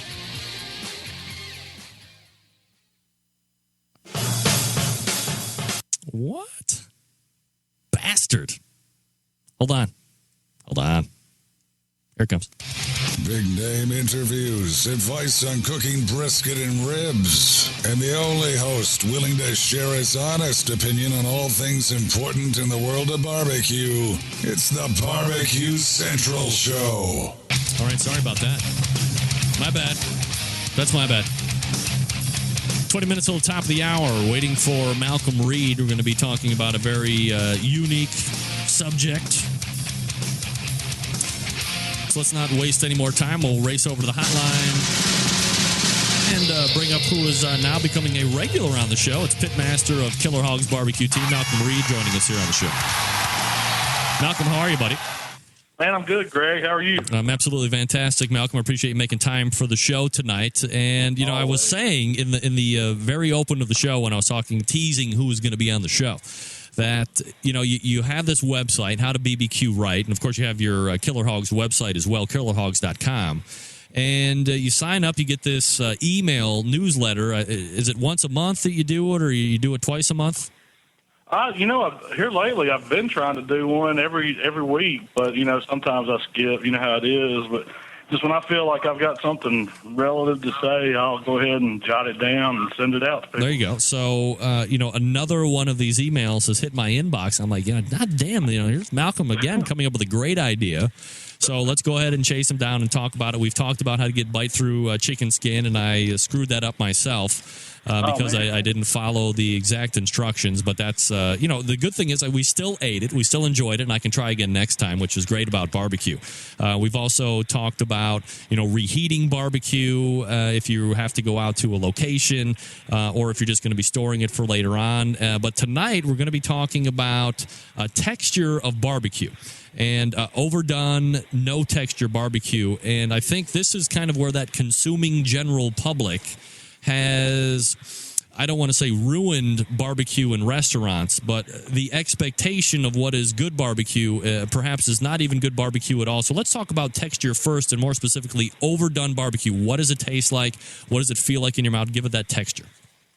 Well, you know, to me, overdone, when I say overdone barbecue, I'm talking about meat that, no matter whether it's pork butt, ribs, brisket, when you take a bite of it, it's just kind of like mush. It's almost like it takes on a peanut butter texture, and that's, you know, to me, that's overcooked. And there's so much of it out there people are trying to pass off as good barbecue. That's what got me to write this whole newsletter about it. So whose fault is this, Malcom? I mean, we love to place blame here on the show. I love to point the finger as long as it's not at me. Are we looking at, let's say, you know, there's Damon's, a place for ribs out there, which is like a national chain, or you have Applebee's, you have, you know, Tony Roma's, where they serve you these, for lack of a better barbecue, I mean, everybody knows ribs. they want to almost like get a rack of ribs, serve them on a plate, and then be able to grab the bone and just like extract it right out of the meat. I mean, this is not what we're looking for. Yeah, and that's what got the general public so confused over it. They think just because, the meat's falling off the bone that it's done. Well, me and you both know that if you pick up a bone and the meat's laying there, that meat's so far gone. It's all you're going to taste is the sauce they put on it. You're not even going to get anything from the meat. So do you think that there is a possibility that at some point in time the consuming public will ever be educated to what a properly cooked barbecue is going to be? Or as long as these restaurants are out passing off their half-assed barbecue, we're kind of at a disadvantage when we're looking to spread the gospel of correct barbecue? Yeah, I hope so one day, and that's why I do what I do and try to get the word out. But I mean, if people keep eating the stuff and thinking it's good, it's almost like you're fighting for losing battle. I mean, it's something that I feel like people should know about. And if you're going to take the time and cook and put the hard time into cooking the barbecue like the ways we cook it, that you want everybody else to enjoy it that way, the way it should be, not just this crap they're serving at restaurants.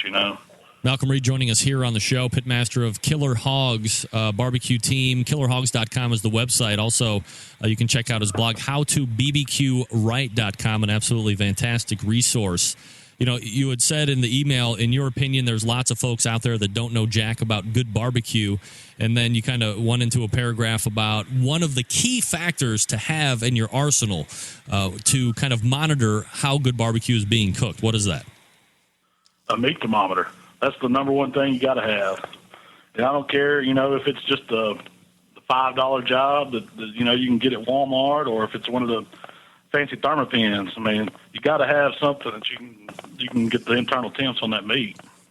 All right, so let's go ahead and delve a little bit further into that when you talk about temperatures and how that relates to texture. Is it a fact of the higher you go in temperature, the texture is going to start break down and not have that mouthfeel that you want to have?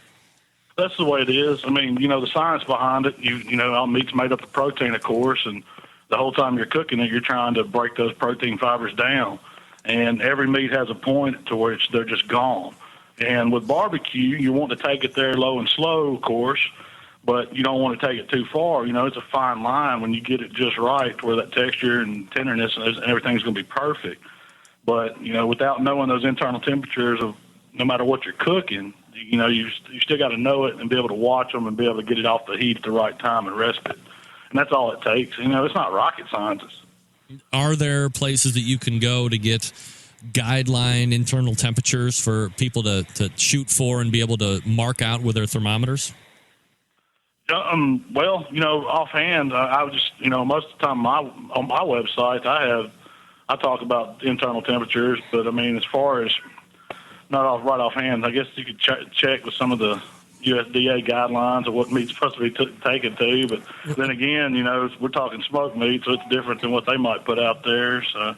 I mean, just in preference. Really? I mean, when you're cooking barbecue, if you have chicken or you're probably not taking temperature of your ribs, although I can't believe I'm about to say this. More and more people seem to be taking internal temperatures of ribs, but for pork and brisket, are you shooting for, or at least are you game planning when the food might be done when those three hit certain internal temperatures? Yeah, that's exactly right. I mean, when we're talking pork butts, I'm going 198. Briskets, I'm pulling them right at 198 as well. Those two stay about the same. I mean, you'll see different people talk about different temperatures on them, but the way I cook them and the way I help people, when they're asking me what to cook to, I tell them for butts and briskets, shoot for that 198. If you take it up into 200 or higher, chances are it's going to be overdone. With chicken, I don't let it go near as far. It goes to 185 and it's done. And that's going to get the texture of the skin right exactly how you want it, plus the meat won't be dry. Now, ribs, that's like you said, I've never stuck a slab of ribs, so I have no idea what the internals are on them. But, you have to know how to do a bend test on a slab of ribs, what the bone should feel like, and that just comes from experience with cooking them. I mean, I can sit here and tell you that, you pick a slab of ribs up. You hear people talk about the bend break test. Well, if you pick it up and it breaks, to me, that's overdone. It should bend and sag a little, but you don't want it to snap. I mean, once that meat's broke, it's already went too far. You can wiggle the bones a little, and if they feel like they're about to let go, but there's still some pull there, that's right at the perfect spot on ribs too. Malcom Reed joining us here on the show. He is pitmaster of Killer Hogs Competition Cooking Team, and also howtobbqright.com, a great barbecue resource that I have been perusing more and more. I found myself, because lots of great info on there, Malcolm. So let's talk about the perfect texture for barbecue. I mean, obviously we're talking about a few different meats here, but if you want to start with the four main KCBS categories and kind of go down, what do you think perfect texture for these are? Well, when perfect texture, let's start with chicken. When I want to bite into a piece of chicken, I want it to first. I want the skin to bite through. That's just obvious, because that's what your goal is. But then when you bite into the meat, you should know that you're biting into a piece of meat. It has some resistance to it, and this goes for ribs, pork, and brisket. There should be a little bit of resistance, but when you get it in your mouth and on your tongue, you're eating meat. That's kind of what I said in my newsletter that you probably read. But the same, you don't want it to just disintegrate, and that goes for ribs and pork and brisket. Now, when I'm biting ribs, I want to take away the bite, and I want the rest of the meat to stay there on the bone. I don't want to pull off and strip a bone back, have a glob of meat fall on my chest and some of it in my mouth. That's not, that's overdone ribs. And when you're judging ribs, that's what you look for. You want to just see the bite you take away, the rest of it there on the bone. It's a little different with pork butt. When I look at a piece of pork butt, I like to get it and feel it in my hands first. I give it what's called like a press test. I'll mash it between my thumb and fingers and see if how it feels. And if you mash straight through it and the meat just separates, well, it's overdone. But if it gives you a little bounce back, it's right in the right range, and that's what it should have. And then you can take a bite of it and see how it does in your mouth.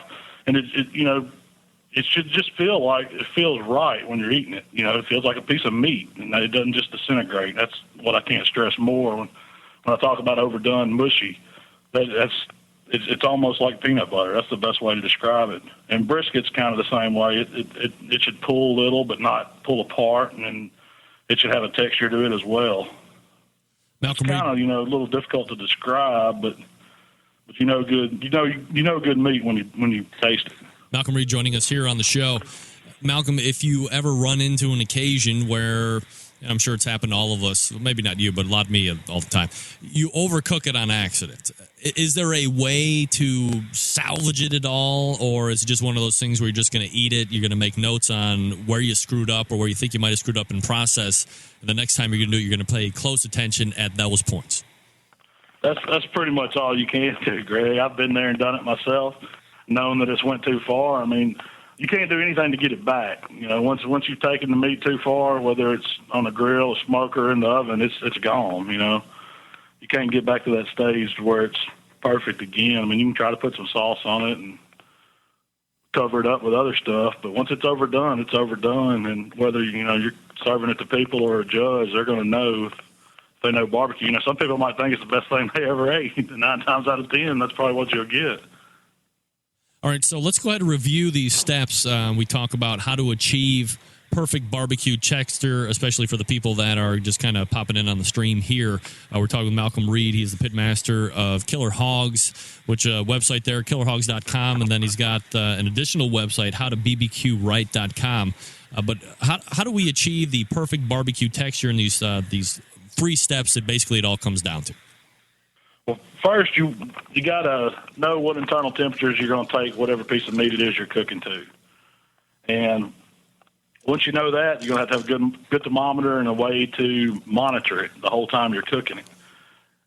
And so when you get it to there, you got to know how to get it off the heat and rest it. And that's the only 3 things that you have to know how to do to get it to the right place. I mean, you can say, I get questions all the time about how long is it going to take to cook ribs? How long is it going to take to cook a brisket?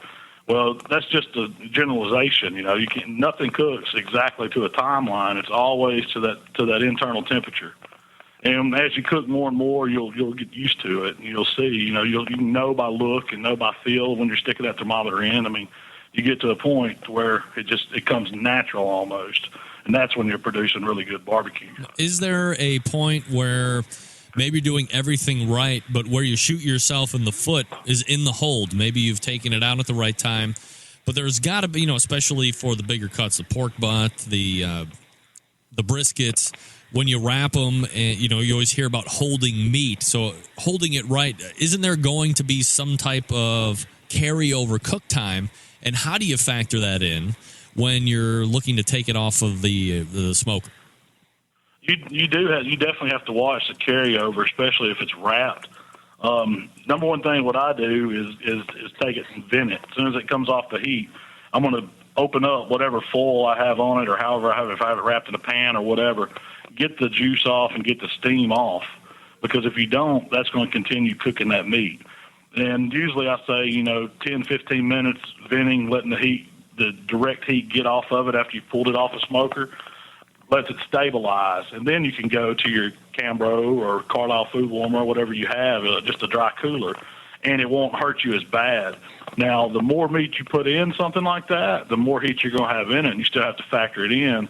But, I've even seen, used a probe thermometer in my food carrier just to make sure that I'm not anywhere cooking. I want to be around 140 holding, is where you'd like to be ideally.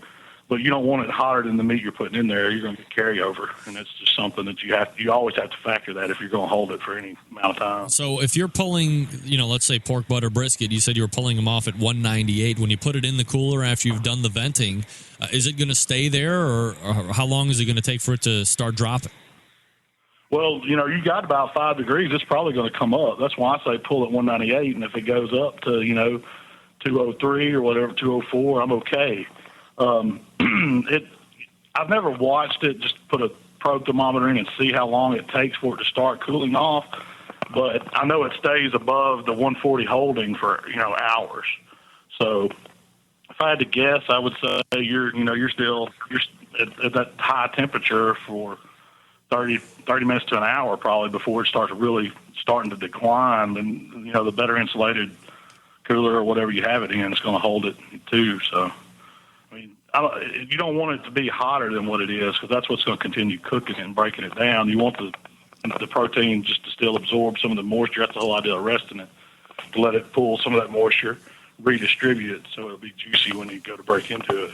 Malcom Reed joining us here on the show. We're talking about texture of barbecue and, how the general public is eating overcooked barbecue, and they're like sheep. They don't know any different. But Malcom is here to change the word one reader at a time, and this is certainly a great way to kind of at least hear it from somebody who's out there, knows how to cook really good barbecue and what to look for, the internal temperatures, the proper monitoring of the pit temperatures, and then having a thermometer as well to know when you need to take that stuff off to ensure that it is going to be the proper texture when you go to eat it and serve it to your friends and neighbors. Malcom, always appreciate the insight. Thanks for coming out tonight. Hey, Greg, I enjoyed it anytime, and you have a wonderful show. I love it. Thank you, man. Appreciate it. Malcom coming on, short notice. I'm telling you, got to be one of the top sites, especially for me. I mean, I'm not a competition guy, but I always want to make sure that my barbecue is on its game. And this is a great website to check out, howtobbqright.com. A lot of people have been linking it up there in the instant chat, so certainly appreciate that. Malcom Reed, killerhogs.com is his website. He does both KCBS, but they've done plenty of Memphis barbecue networks as well. So check Malcolm's website out. Sign up for that newsletter. I'm telling you, it's invaluable. howtobbqright.com, and refer it to friends, for crying out loud. Why wouldn't you? All right, let's go back to the second hour, where we got to thank Bubba Latimer for joining us. We talked about competition barbecue. We talked about in the second segment, the third segment, we talked more about restaurant business and pitfalls and all that good stuff. And then we talked with Mike Pickette at 10:10 about an hour ago. He's on his quest to become certified master barbecue judge, and he cooked with Hot Grill on Grill Action a couple weeks ago, so he's got that portion of it taken out and looks to be certified through the master's program in less than a year from now, about next June. Also, finally, thanks to Malcom Reed from Killer Hogs, howtobbqright.com, for joining us on the show, talking about texture. Texture, very important. When people come over to my house the first time and I'm cooking barbecue and I'm trying to make those right textures,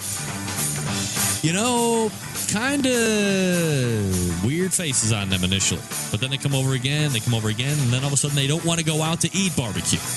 And then I know I have finally done my job and converted. Yeah. Hey, my name is Greg Rempe, by the way. I want to help you control the rusty grill grate population, gang. If you have cast iron grates of the raw kind, make sure you're seasoning them with Pam each and every use. Clean them off, Pam them down, re-season. You get years and years of succulent life out of them. But you got to remember to season them after each and every use. Raw cast iron, dangerous. Once you get rust on there, it's like spreads like a disease. Huge show already lined up for next Tuesday, believe it or not. And I know you believe it. But until next Tuesday at 9 p.m. Eastern Standard Time, this is your program host and proud U.S. American, Greg Rempe. Good night now.